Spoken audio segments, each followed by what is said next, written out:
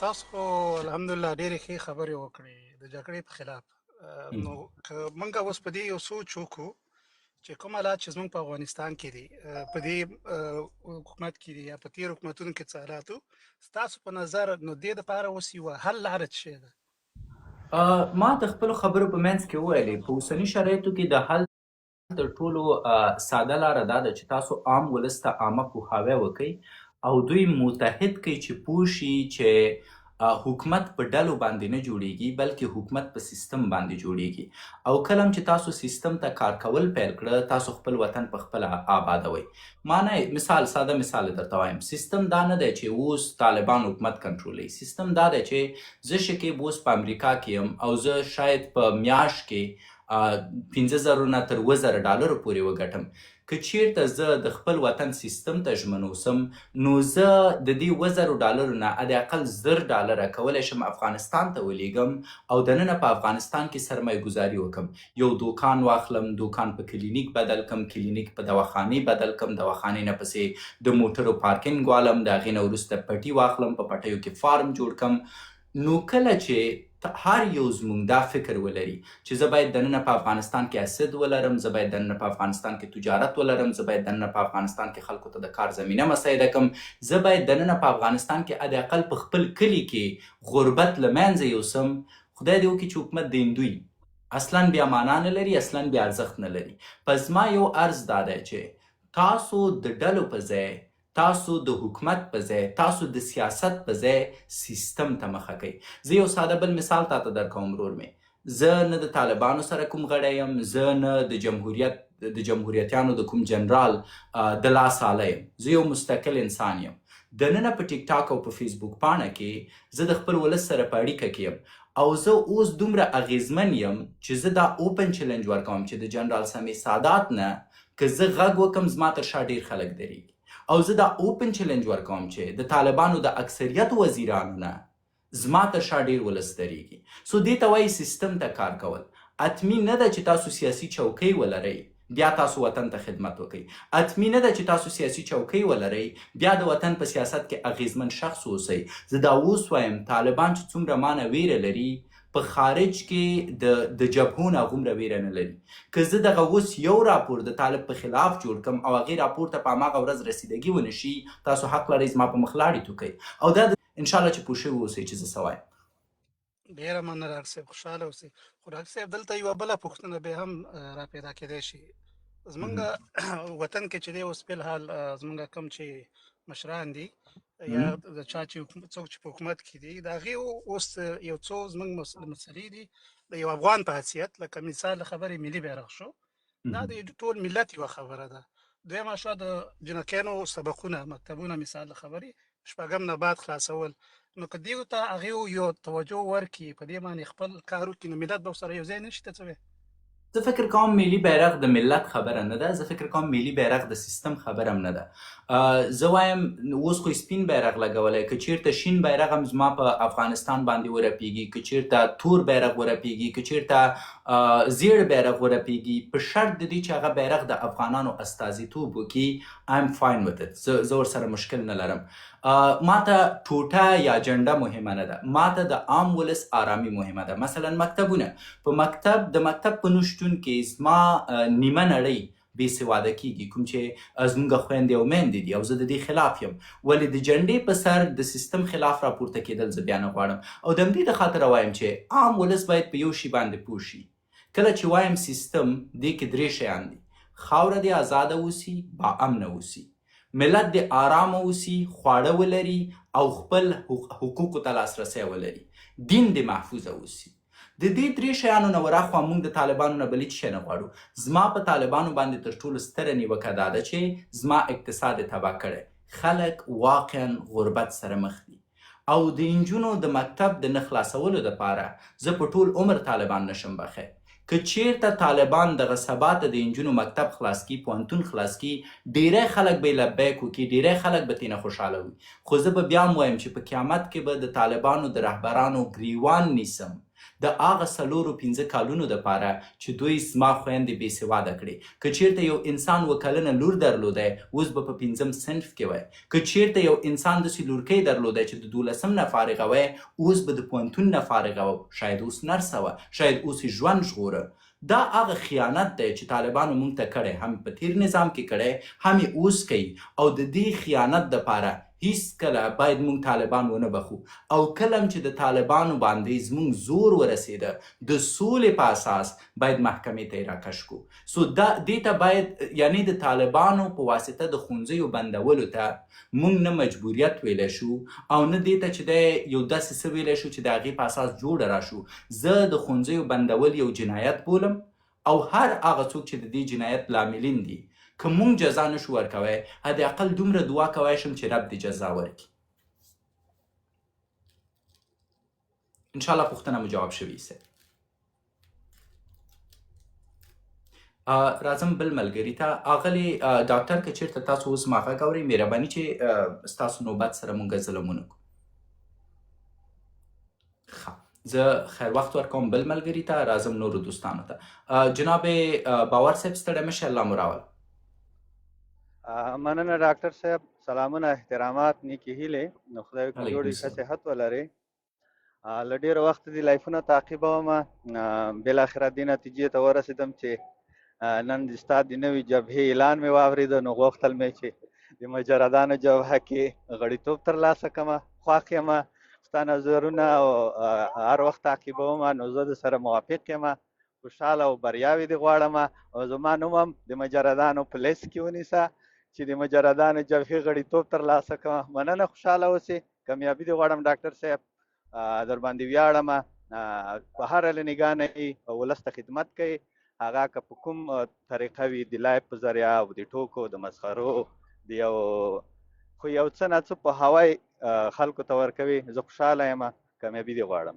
کور ودان، الله دې اجر درکړي صاحب، سلامت اوسئ. جناب فرهاد خان ستړی مه شئ، الله دې راوله. فرهاد ورور که مې چېرته السلام علیکم. وعلیکم السلام. ډاکټر صاحب څه حالت دی؟ خیر جوړې خیرت ته؟ مننه صاحب، الله دې اجر درکړي، مهرباني سي.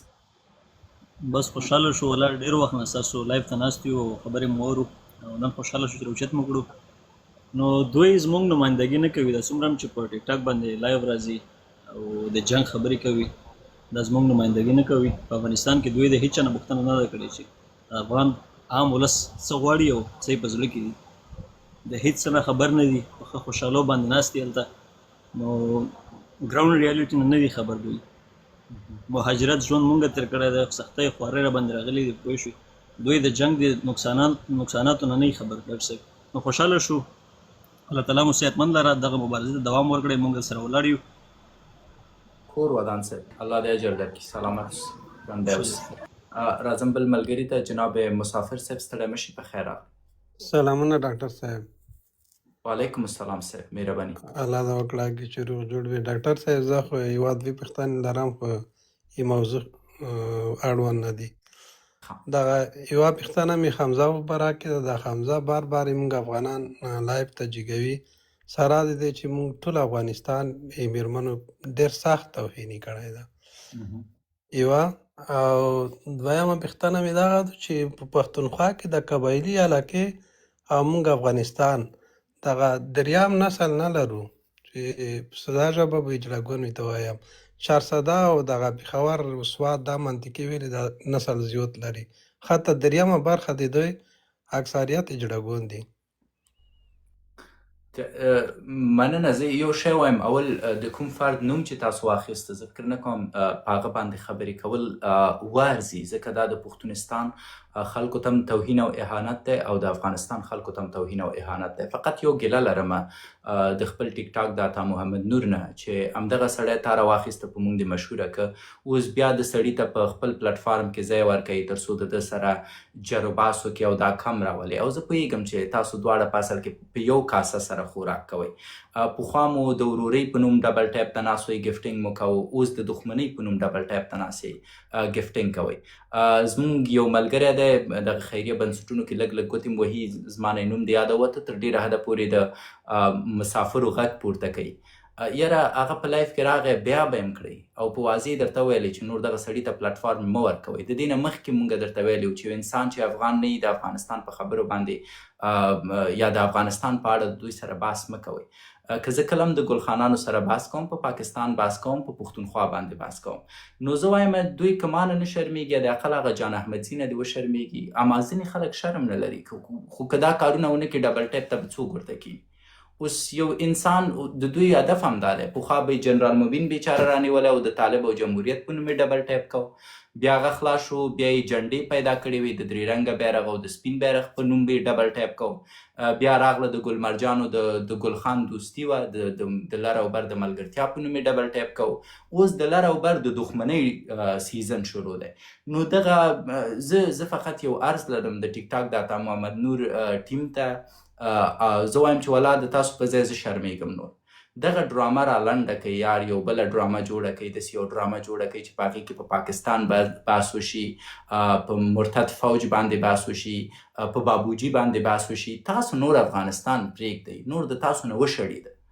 او څومره چې تاسو بیا راځئ وایي چې راځئ د مونږ عطا محمد نور لکه میر غوندې مړ شوی دی، بیرته به تلسي را ژوندی کړو، تلسي به بیا لاړ شي، بجات سره به واده وکړي. نه چلېږي یار، خلک ستړي شوي نور د دې ډرامې نه. لاړ شئ د بابوجي سره د مینې یوه ډرامه رامنځته کوي، بیا به مو زه ومنم. پاتې شو د اجلاګانو موجودیت په ځینو هیوادونو کې، دا د نسل د مکسېدو د خاطره ده. متاسفانه زه فکر کوم څه رقم زه تاسو ته وایم، ګورئ جان داسې دی ښه، که چېرته زه ګلچاحت راولم او د ننګرهار د مجردانو په منځ کې خوشې کړم. د ننګرهار مجردان ځکه زه وایم چې زه اوس خپله د ننګرهار یم چې باید نور ونه وایي چې بل وطن ته یې توهین وکړه. سو ګلچاحت که چېرته زه راولمه په ننګرهار کې خوشې کړم د یوې میاشتې دپاره، دا کیدای شي 2 ځوانان بېلارې کړي په یوې میاشت کې. په دویمې میاشت کې دا 2 ځوانان په 4 بدلیږي، دا 4 ځوانان په 6 بدلیږي، 6 په 10 بدلیږي. نو متاسفانه په پښتونخوا کې د اجړاتوب ډېرښت د دې د خاطره دی چې دا اجړاګان که کم وي آزاد دي او څوک یې مخنیوی نه کوي. د همدې د خاطره زه په حمزه ورور باندې غږ کوم چې دی د مونږ د پښتونخوا په ځانګړي ډول د 400 تاج دی، د مونږ مشر دی، مونږ ورته د یو مشر په توګه احترام لرو. لکه څنګه چې ما د مجردانو جبهه اعلان کړې، دا دې د اجړاګانو جبهه اعلان کړي او په دې کې د حمزه ورور د اجړاګانو حقوقو ته ژمن اوسي، اما په عین حالت کې دې دا اجړاګان داسې کنټرول کړي تر څو اجړاتوب خپور نه کړي. هغه وخت لر او بر جوړېږي. زه په افغانستان کې مجردان لرم، زه یو جبهه مې ورته جوړه کړې، په دې جبهه کې د مجردانو غم خورم. اما که مونږ پوهېږو چې مونږ په پښتونخوا کې اجړاګان لرو، د دوی سره ظلم کیږي، په دوی باندې جنسي تیري کیږي او د دې جنسي تیریو له امله دا فساد د پښتونخوا په خاوره نور هم خپریږي. یو انسان باید اوسي د پښتونخوا نه، یو انسان باید اوسي د 400 نه تر څو د اجړاګانو ستونزو ته رسیدګي وکړي. یو مثال ورکوم، که چیرته دې اجړاګانو ته خلک پیسې ورکړي، که چیرته دوی ته معاش وټاکي، دوی به ولې نیمې شپې د خلکو ودونو ته ځي، اولته به ګډېږي، یا به دوی ولې د اقبال په پلازه کې اجازه ورکوي تر څو دوی سره لواطت وشي. نو د دوی د غږ پورته کول زه فکر کوم د حمزه اشنا کار دی او دا د ده مسلم حق دی چې په هغې اړه وغږېږي. مهرباني ورور ستړی مه شي، الله دې راوله. صبر زه مې د دې عینکو لاندې وګورم، ته خو ځوان سړی یې، دسمال دې داسې ښکارېده لکه بوډا چې اوسې. مهرباني جان.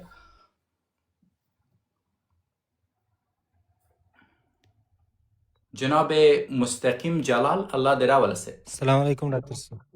علیکم السلام صاحب. السلام علیکم ډاکټر صاحب، تاسو ته ټولو مینوال ته مننه جان، مهرباني مهرباني صاحب. غږ مې درځي ډاکټر صاحب؟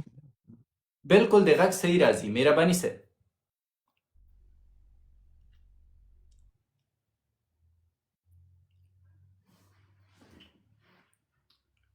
جلال ډېر وخت کې ګورم دی، نو په ځینو شیانو کې سره موافق کوم، خو دا ځینې لالا مخکې د دې چې په دې اړه بحث وکړو، دغه دی غږ د سم اوس نه راځي او پسې انځور دې ورک شو. که یو سم ځای وټاکي داسې دي چې ته بل ملګری راجع که زه د نیټ ځای به برابر کړم سر.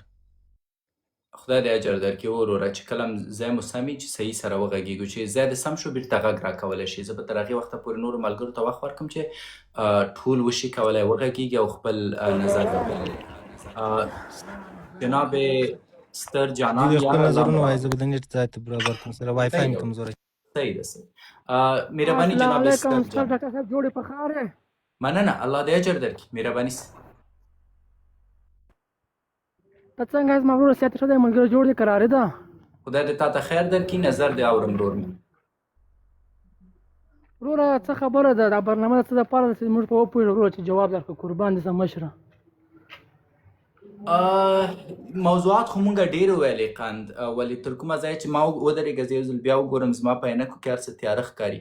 دا څوک ناست دی موټرسایکل چلوي؟ شاته یې ته ناست یې؟ دا زموږ مشر وزیر صاحب دی.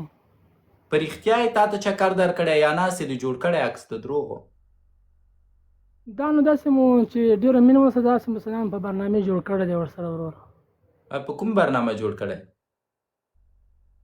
والله یو بل ملګري راته جوړ کړی راته راستولی ما هم داسې خط پر دغه لګولی. ښه که دا وزیر صاحب وګوري تا خو بچاره وکړي. موټرسایکلوان دې ته یې جوړ کړی بیا تا ته چکر درکوي خو ته به خپله مخته شوی وې هغه به دې شاته کېنولی و. وروره داسې خبره ده چې مشر تر مخه دی بس کشران ورپسې دي. ښه صحیح ده ستا نظر هم صحیح دی. مونږ د تا سره زه یوازې یو بحث کوی شم چې مونږ عام ولس یو شکایت لرو چې ولې ښوونځي نه خلاصیږي او تر اوسه پورې ورته سم جواب نه لرو. نو ما فکر کوو شاید مشر سره ستا د موټرسایکل ملګرتیا یي نو تا نه به دا پوښتنه وکړو تا ویلې چې هغه عکس مې د دروغو جوړ کړی نو نور به زه څه ووایم؟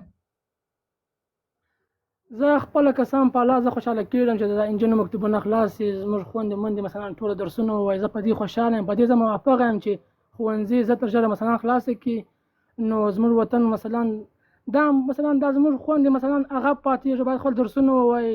زه خوشحاله یم چې مکتوبونه خلاص شي. د مشرانو دا غوښتنه ده چې مکتوبونه ژر تر ژره خلاص شي. څوک یې نه خلاصوي لاله؟ نو زه څه ووایم وروره پوهېدلې موږ خو چې وایي په یو لاس ټاک نه کېږي چې دا بل ورسره نه کړي نو څه درته ووایم. بس الله دې اجر درکړي مشره. مننه د دې چې نظر دې راکړه او داسې سوچه نظر دې راکړه لکه سیاسي ونه غږېدې. زما داسې خلک خوښېږي چې حقیقت وایي او څومره چې خپله معلومات لري تر هماغې حده پورې وایي پکې اضافي لکه لاپې دې ونه کړې او زما خوښ شوې. الله دې اجر درکړي. خدای دې دا ارمان پوره کړه چې یوه ورځ په رښتیانو مولوي صاحب محمد یعقوب درته په موټرسایکل یو لوکس چکر درکړي عکس دې هم زه واخلم.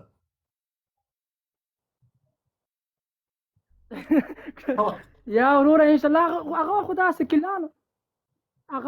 داسې کلانو خو دا موټران نه وه دا د مرمۍ موټران نه وه خو ټوله داسې کلان پر داسې کلان درسته کېدل وروره.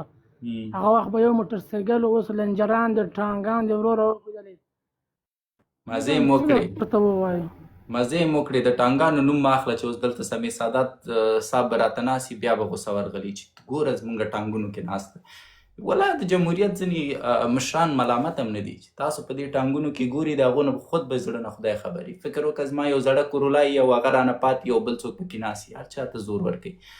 مونږ مو په درد لکه مونږ د هغوی په درد هم پوهېږو خو خیر نو وشو اوس هر څه چې دي مونږ ته هم لږ اجازه راکوي چې دې ټانګانو کې کینو. جناب تاج الله مو راوله ستړی مه شي په خیر راغله. سلامونه جناب ډاکټر صاحب اول تا ته دې سلام در ورسېږي ستا طریقه ستا ټولو مینوال ته دې سلام ور ورسېږي. په ډېرو شیانو کې ما او تا شاید سره مخالف هم اوسو په ډېرو شیانو کې زه سره موافق هم یم خو یو شی زه ډېر په دغه ستا په لایف کې دغه ډېر دوستان ناست دي زه یو شی درته وایم چې د خلکو په خبرو ملت ته خطا نه وځي که هغه زه اوسم که هغه بل جنرال اوسي زه هم د دا وطن یو سرباز تېر سوی یم زه هېڅ ځان معرفت ته ضرورت نه لرم چې یا زه څه شی وم یا څه شي نه ومه خو شاید دلته ډېر ملګري به ما یا پېژني یا نه پېژني. زه یو شی وایم چې دغه کسان چې دا نن تاسو ته وایي چې ما جبهه جوړه کړې ده که هغه سمیع سادات یې که هغه احمد مسعود دی که هغه دا نور ملګري دي چې هر څوک دی ځان د مرمۍ وخلې ته مه ورکوئ. دغه عسکر پر دغه ځګي باندې پاته سو سمیع سادات زما تر مخه ځغستلي دي سمیع سادات زما تر مخه متن راته پرېښی دی سمیع سادات خپل د ځان سره پرسنل یو نفر نه دی بیولی، دی ولاړی ګرده یې تاسو پرېښولاست. که نن تاسو دغه نه بیاکلان کېږي بېلته د دغه سړي شاته درېږي پر طالبانو باندې، پر ولس باندې خپل جنګ یا هر شی چې کوئ دا ټوله غلط کار کوئ. زه وایم چې موږ تاسو دغه انرژي استعمالوو، دغه د طالب په مخ باندې درېږو یا بل شی. خو زه دا نه وایم چې زه طالب طرفدار یم، په د طالب سره زه ډېر اختلافات لرم، تر تاسو زه ډېر اختلافات سره لرم، مګر یو شی وایم په کم چا باندې باور وکړئ چې موږ تاسو هغه خلکو پر موږ تاسو نه یو پرېښي. دې خلکو زموږ تاسو په ټولو شیانو باندې بازۍ کړي، دې خلکو زموږ تاسو په ډوډۍ بازۍ کړي، دې خلکو زموږ تاسو په موټر بازۍ کړي، دې خلکو زموږ تاسو په سر بازۍ کړي دي. دغه انرژي چې دغه خلک اوس په دغه شیانو باندې مصرفوي، راسئ دغه انرژي پر دغه طالب باندې مصرف کړو، زور پر راولو چې وروره زما لپاره دې مکتب بند کړ دی، راخلاص یې که. یو دا خبره مه کوئ دوستانو ښه چې طالب پل جوړ کړی دی، طالب پلچک جوړ کړی دی، طالب څه شي جوړ کړی دی. دغه شیان چې دا عادي مسایل دي، موږ تاسو راسئ پر ملي شیانو باندې بحث وکړو. دی موږ ته دې اساسي شی جوړ کړي. موږ تاسو دپاره یو مکتب مهم دی، زموږ تاسو خور میندې ګرده باید یو مکتب ته ولاړ شي. زموږ تاسو دپاره د کاروبار مسایل ډېر مهم دي چې یو دوه نفره یو دوه مسلمانان کار وکړي چې لوږې مړه کېږي. که دغه جنګ سمیع سادات وګټي، که دغه جنګ احمد مسعود وګټي، زه تاسو دغه درته وایم که د مجاهدینو وخت بېلته تاسو در یاد نه سو او په دغه طالبانو پسې ارمان وکړي، لکه اوس چې ډېر خلک فکر کوي چې مثال په جمهوریت پسې ارمان کړی. زه یو حقیقت وایم، زه د وطن سرباز وم، تېر سوی یم، زما کار خلاص شوی دی، زه ولاړم خپل په لاره پسې، زه نور نه دعوه کوم نه شی کوم. دا وطن زما دی، زه د وطن دپاره ما خدمت کړی، نه ما د سمیع سادات دپاره کړی، نه ما د بل چا. چې په دې باندې زما سر خلاص و چې سمیع سادات زما پر سر باندې زما تر مخه سمیع سادات په تیاره پسې ټال شو، ما هم فکر دا د ځان سره وکړي نو ولې بیا زه دلته ځان قرباني کړم. مننه جان. کور ودان بالکل زه در سره همنظره یم. فقط یو شی وایم، دننه په ټیک ټاک کې د جمهوریت په نوم کومې خریمې او کوم لښتۍ چې دي، اوس چې کله خریمې وایم په ځینو نجونو باندې چې هغوی په صحیح په پښتو نه پوهېږي، بده ونه لګېږي چې دلته مې ویلې. دوی یو بل تکتیک لري. که چېرته تا حق وویلې، تا ته د طالب نوم درکوي. که چېرته تا د ملت د وینو د تویولو د سودا غږ پورته نه کړه، تا ته د طالب نوم درکوي. که چېرته طالب تعریف دای چې زه په وطن کې جنګ نه غواړم، زه په وطن کې کونډې نه غواړم، زه په وطن کې یتیمان نه غواړم، زه په وطن کې وحشت نه غواړم، زه په وطن کې دهشت نه غواړم، زه په وطن کې یو ملت غواړم او زه په وطن کې آرامي غواړم، فاین، زه یم بیا طالب. سو تاسو یو شي ته پام وکئ. هغه خلک چې پوهیږي چې تاسو د دوی ډول ته نه ګډېږئ، دو په تاسو ټاپې لګئ او تاسو مجبوره نه یاست چې د دوی د ټاپو په بدل کې جواب ورکئ. مثلا که زه وایم د ټیک ټاک خریمې، هغوی مجبوره دي چې ما ولس ته جواب ورکړي. ولې؟ ځکه ولس وایي چې شکیب تعریف بې ځایه نه دی. شکیب که تعریف لري د منطق په اساس لري.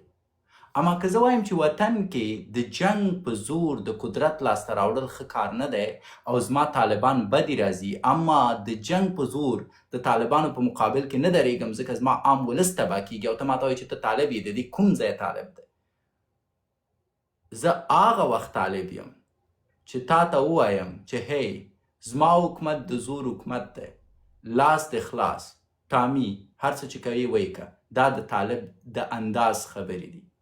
او اکثریت د ټیک ټاک خریمو او د ټیک ټاک لښتیو ډیری په ملت مین خلک مجبوره کړه چې د طالبانو لاډ سپیکر وګرځي. مثلا کاموال صاحب ضد نیولی، مثلا زمونږ یو ملګری دی د فهیم په نوم ضد نیولی، اوس ناستي د طالبانو د قمندانانو سره ملنډې وهي په تاسو باندې.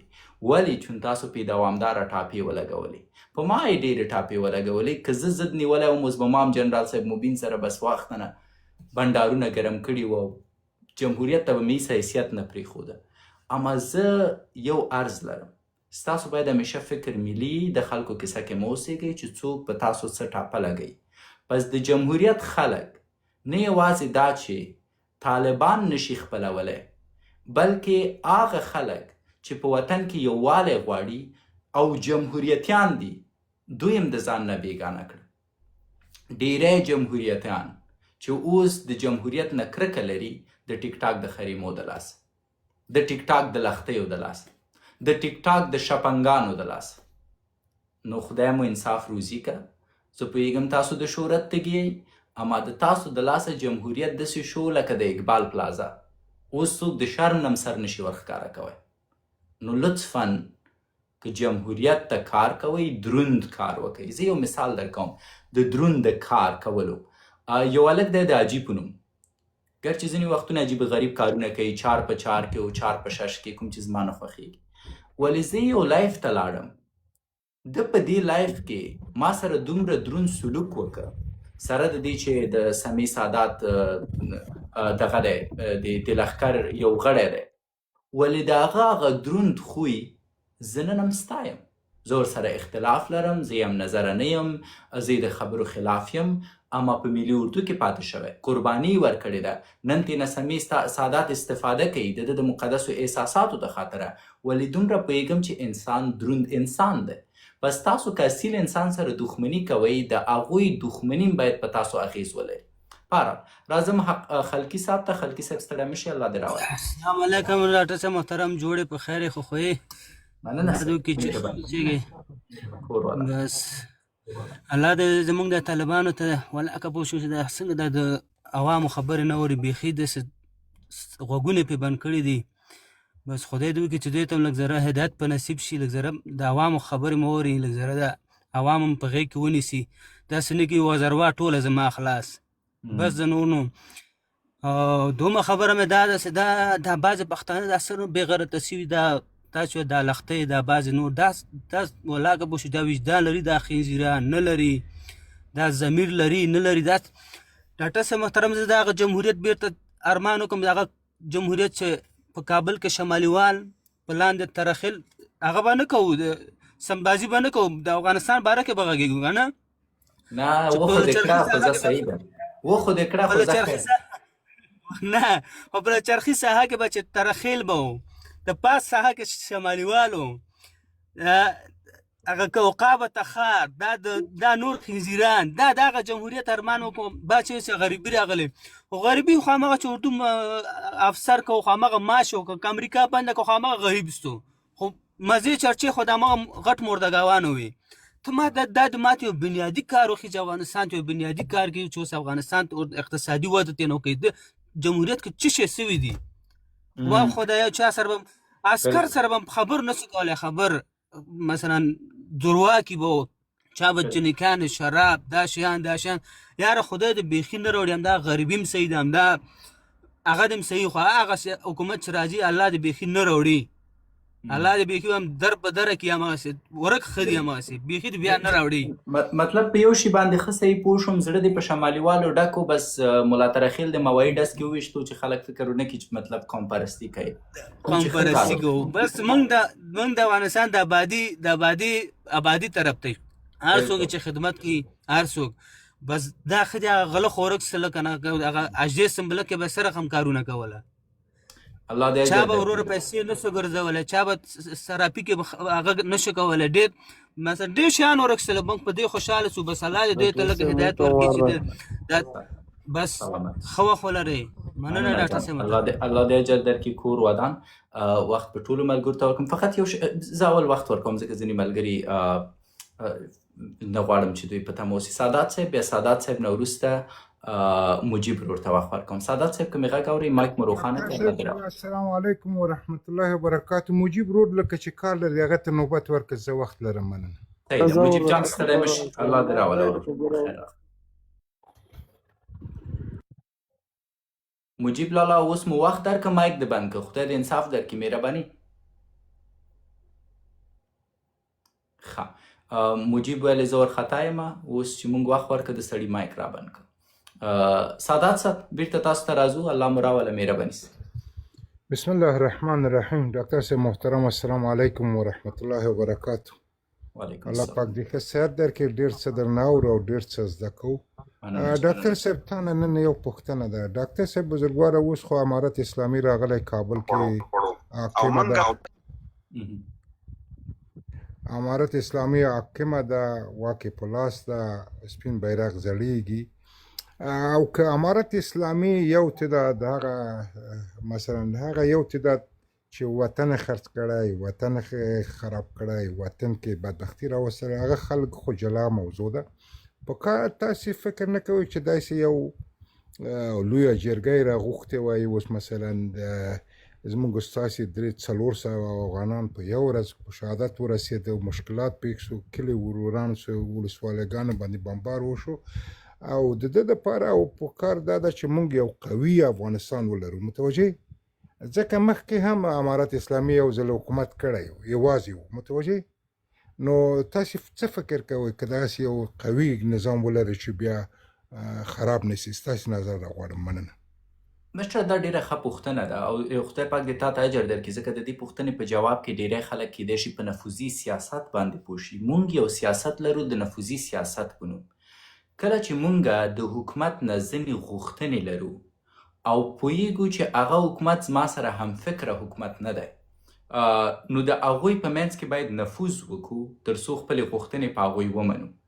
طالبان یوه ډله ده. دا ډله یو فکر لري او د هغه فکر په اساس حکومتولي کوي. زه د جمهوریت په وخت کې رالوی شوی یو ځوان یم.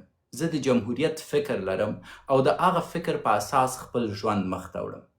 اوس که چیرته زه غواړم چې طالبان زما د فکر پیروي وکړي، زه باید د طالبانو په منځ کې نفوذ وکړم. او که چیرته طالبان غواړي زما جمهوریت راته تباه کړي او زه د هغوی د فکر پیروی شم، هغوی باید زما په منځ کې نفوذ وکړي. زه یو ساده مثال درکوم. د بریښنا په شرکت کې په جمهوریت کې طالبان و، د مامورینو په توګه یې دندې ترسره کولې. دننه د اردو په منځ کې طالبان و، د ملي اردو د عسکر په توګه یې دندې ترسره کولې. د اقتصاد په وزارت کې طالبان و، د زراعت په وزارت کې طالبان و، حتی ستا دننه په ارګ کې طالبانو ځای لرل او خپلې دندې ترسره کولې. او د طالبانو دغه کوم چې ورته په استخباراتي برخه کې ډیټ سیل وایي، دې ډیټ سیل په تر ډیره حده پورې زمینه دې ته مساعدوله چې طالبانو مفکوره په جمهوریت کې پیاده شي. او د همدې د خاطره آهسته آهسته ذهنیتونه دې ته جوړېده چې خلک ومني چې بالکل طالبان نه ورکېدونکي دي او بالاخره د دې فاسد نظام په ځای د یو بدیل په توګه ښه دي. اوس مونږ طالبانو ته حکومت ورکړی. آیا مونږ د طالبانو په منځ کې جمهوریتي نفوذي خلک لرو؟ نه لرو. مونږ یوازینی څه چې زده کړي د جمهوریت نه په داسې حالت کې چې د جمهوریت ستر ډوزمارانو دا ادعا ده چې دوی 25 کاله تحصیل کړی، اما دوی په نفوذي لوبه باندې نه پوهیږي. یو ځوان دی په اقتصاد باندې پوهیږي، جمهوریتي و، اوس باید د طالب سره په وزارت اقتصاد کې دا دنده واخلي. اوس هغه ځوان ماته بیرته په جواب کوي ماته دنده نه راکوي، ملا دې ماته شتی او ملا ته ګپ نشي ورکوی. زه چیلنج در کوم که زه دا نن افغانستان ته لاړ شم، هر وزارت کې چې وغواړم ویان شم، طالبان په عذر و په زوارۍ او په ننواتو راته دغه وزارت ویاندویي راکوي. ځکه دوی پوهیږي چې زه غواړم وطن ته کار وکم او دوی پوهیږي چې زه په ځینو ځایونو کې د دوی سره اختلاف د نظر لرم، اما زما دا اختلاف د نظر هیڅکله تر دې حده پورې غټ نه دی چې زه وغواړم یو افغان ورور ووژنم. پس تاسو دا اختلافات، تاسو د جرګې راغوښتل، تاسو په طالبانو باندې دا منل چې د ښوونځیو دروازه دې خلاصه کړي، هغه وخت کولی شئ کله چې تاسو د دوی په منځ کې نفوذ ولرئ. فرض کوو مولوي صاحب هیبت الله 18 مشاوره لري. اوس که چیرته موږ د دې 18 مشاورو په منځ کې د اقل 10 مشاورونه چې ښه ملایانې، غټې غټې ګیري، ښایسته لوکس لوکس لونګۍ، اما په اصل کې فکر د جمهوریتي ولرو، مولوي صاحب هیبت الله هم جمهوریتي دی. اوس که مونږ وایو چې مولوي صاحب هیبت الله جمهوریتي نه دی، دا سخت شدت پرسته دی، دا سخت دریځه دی، د دې د خاطره دی چې مونږ ښه نفوذي لوبه د دوی په منځ کې نشو کوی. که اوس هغه جرګه نه نیسي، د دې د خاطره دی چې مونږ ښه نفوذي لوبه نه ده کړې، مونږ د جرګې د خاطره ښه لابي نه ده کړې. نو کله چې ماشوم ونه جاړي، مور شیدې نه ورکوي، او په اصل کې د ماشوم ژړا یوه نفوذي لوبه ده چې مور سره یې کوي. ماشوم چې په ژړا شي، مور په تشویش شي. سو مونږ باید زده کړو چې څنګه نفوذي لوبه وکړو تر څو یو ښه سیستم ولرو. انشاءالله چې پوښتنه د جواب شوي.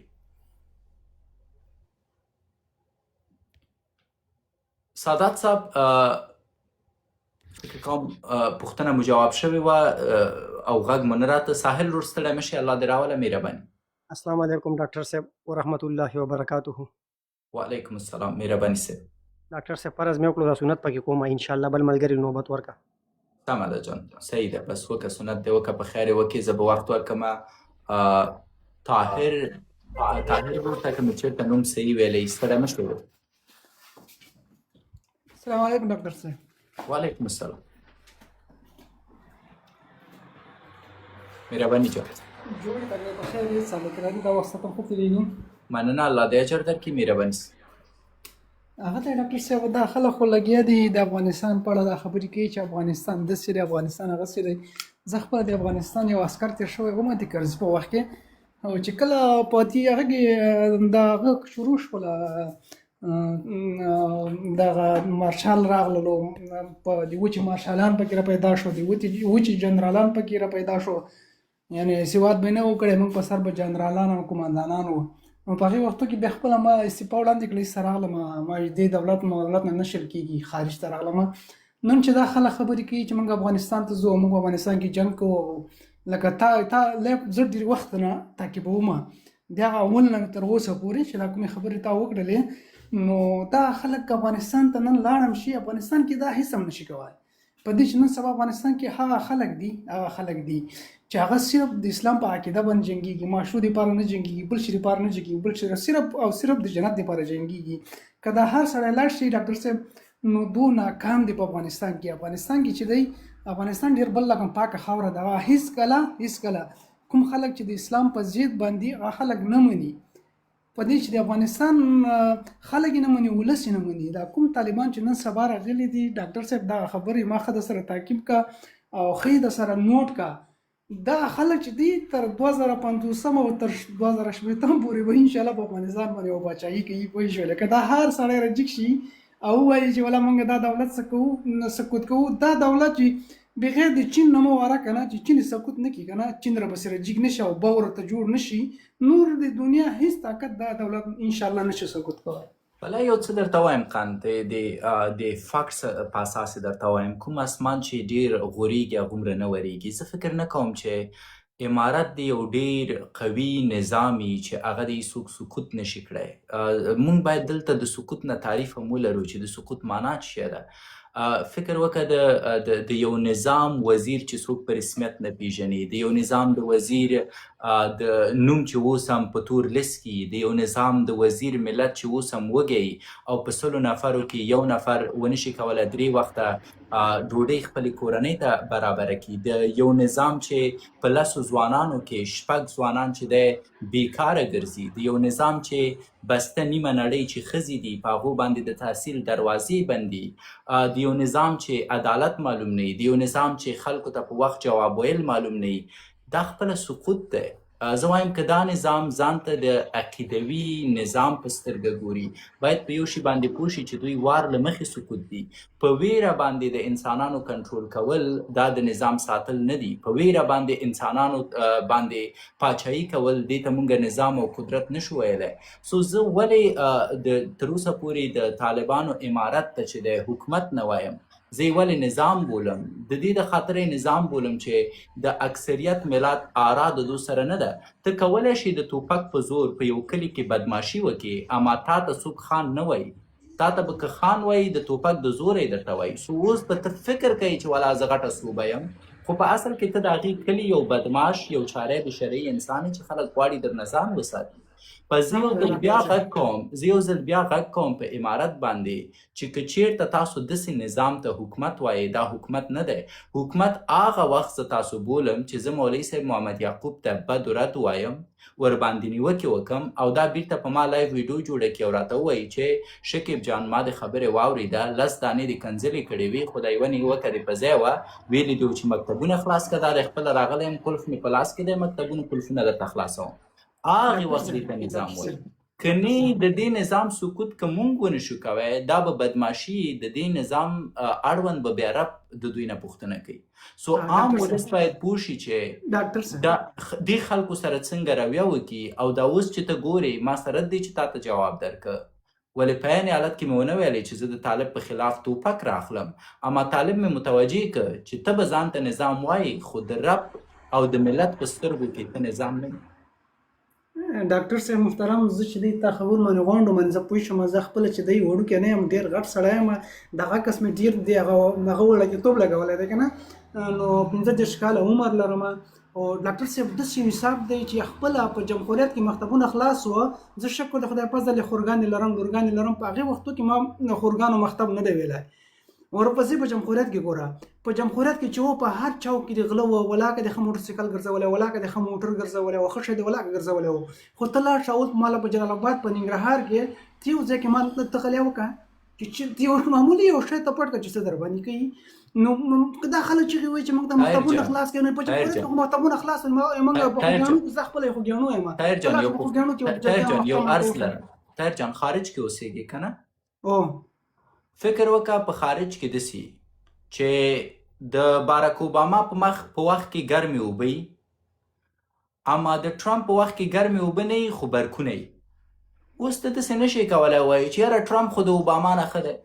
ګوره د اوباما په وخت کې برکونه نه وه، اوس برکونه شته، اوس د ګرمې اوبه نشته. ورور د تا حق د یو افغان وګړي په توګه یوازې دا نه دی چې یو هیواد کې یو نظام یا یو حکومت تا ته امنیت درکړه نو ته وایي چې خیر یوسې. د طالب د پلار وظیفه هم دا ده، دا طالب دی د تا نوکر، ځکه د تا حکومت د دې معنا لري چې ستا نوکر دی، ستا چوکیدار دی، ستا په ټکس باندې حکومت چلیږي. تاسو باید په دې پوه شئ. پس طالب باید تا ته برک هم درکړي، باید تا ته اوبه هم درکړي، باید تا ته مکتب هم درکړي، باید تا ته امنیت هم درکړي. او طالب ما ته داسې نشي ویلی چې جمهوریت نه درکول، خو چې جمهوریت نه راکول ته د دې د خاطر راغلی چې رایې کې که یې تم نه راکوي، خو زه مجبور یم چې د یو بل چا بدیل ته فکر وکړم. او طالبان د یو بل شي ته هم پام وکړي. ځینې وختونه په کار دي چې موږ طالبان هم بل کړو. مونږ یې که ډېر تشویق کړو دا خو ملایان دي، بیا به سبا ته وایي چې زه وزارت کې ناست یم ما ته روش راولېږه. وستړیه زما وظیفه اوس دا نه ده، اوس ته د کلي ملا نه یې چې زه تا په خپل ورځني خیراتو باندې وچلوم. اوس تا وظیفه دا ده چې ته زما رزق ته زمینه مساعده کړي. سو زما عرض دا دی چې طالبان باید تاسو هم بل کړئ او طالبانو ته باید په یاد کړئ چې دوی دا وطن نه دی آزاد کړی. طالبانو ته باید په یاد کړئ چې دوی دا خاوره په خپل وچ زور نه ده ترلاسه کړې، بلکې هر دا طالب چې نن ادعا کوي چې موږ امریکا وویستله د عام ولس په حمایت یې وویستله. طالبانو ته ډوډۍ چا ورکوله؟ عام ولس. طالبانو ته ځای چا ورکوو؟ عام ولس. د طالبانو رازونه چا پټ ساتل؟ عام ولس. دا طالبان 25 کاله جګړه کې د عام ولس په ډوډۍ رالوی شوي. نن که بیرته هغه عام ولس ته د دوی حق نشي ورکوی، دوی نظام نه دی، دوی بدماشان دي. سو زه عرض لرم، زه ډېرې خبرې لرم چې د طالبانو د نظام په اړه یې درته ویلی شم. ولې نه وایم؟ ځکه دا کرکه نور هم ډېرې او زه کرکه نه غواړم، زه یووالی غواړم. اما که چېرته طالبان په دې خیال کې چې یاره مونږ غټه صوبه یو، امریکا مونږ وویستله، امنیت مونږ راوستی، ورور تاسو هېڅ شی هم نه دی کړی. دغه نن هم که امنیت برقراره دی، د دې د خاطره برقراره دی چې زما غوندې یو عام انسان د جګړې پروژې نوکرانو ته لابي نه کوي. که دا نن زه شکیب راجیګ شوم د سمیع سادات تر شا ودرېدم، سبا ته په افغانستان کې جګړه پیل ده. پس مونږ عام ولس یو چې طالبان دي، مونږ عام ولس یو چې د دوی حکومت دی. پس که دوی زمونږ حق ته ژمن نه وي، دوی ته شرم دی. پس اسلامي امارت باید پوه شي چې عام ولس د دوی دپاره هر څه کړي، اما بیرته اسلامي امارت د عام ولس دپاره څه کړي؟ د ولس د 95% خلکو غوښتنه دا ده چې مکتب خلاص کا، دوی نه خلاصوي. سو دوی بدماشي کوي یار. پس مونږ باید پوه شو چې امارت سره مونږ د جنگ خلاف یو، اما د امارت ملاتړ کوونکي نه یو. زه شخصا د امارت ملاتړ کوونکی نه یم. زه شخصا فکر کوم چې دوی هغه حقوق چې باید مونږ ته راکړي نه دي راکړي. اما آیا زه د دې حمایت کوونکی یم چې امارت کې د امارت په خلاف د توپک راواخیستل شي؟ نه. او دا خبرې باید سره ورکې نه شي. زما خبرې هېڅکله باید داسې وانخیستل شي چې مونږ وایو چې امارت کې مشکل نشته او امارت زنده‌باد. نه، زه یوازې په وطن کې جنګ نه غواړم. That's it. پوه شوم ډاکټر صاحب ته خبر باندې. خو چې تاسو دا مکتب چې وایي که نه دا مکتب سبا له خلاص کړلو، چې دا سبا ته خلاص کړلو، په همدغه طالبانو کې داسې قماندانان شته، داسې والیان شته ورکې دا سبا له د مکتب خلاف ودرېږي، داعش سره ودرېږي. چې داعش سره ودرېدل د وطن بیرته بیا دې هغه ته بیرته ستا